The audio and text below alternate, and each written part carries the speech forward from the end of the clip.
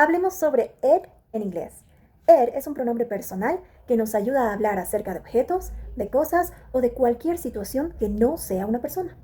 Acá tenemos nuestros pronombres personales y por acá tenemos a nuestro famoso it. Hagamos algunos ejemplos. Acá tengo un bolígrafo. Es nuevo, es negro y es mío. ¿Cómo lo dirías en inglés? Piensa, el bolígrafo es un objeto. De toda esta lista de palabras, la única que les representa es nuestro it. Así que las oraciones serían las siguientes. It is new, it is black, and it's mine.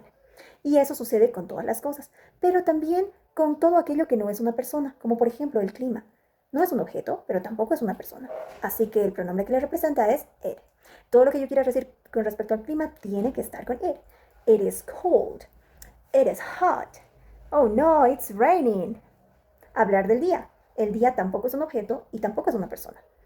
It is a beautiful day. Pero usamos it cuando nos referimos a cosas, objetos o situaciones de manera singular. ¿Qué sucede cuando quiero hablar de más de un objeto?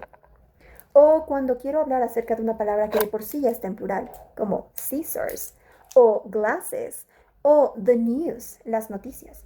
¿Cuál será el pronombre que vamos a usar? Comenta en los comentarios si tienes alguna idea acerca de cuál sería nuestro pronombre. Y comenta también si sabes cuáles otros usos tiene el pronombre it o la palabra it en español.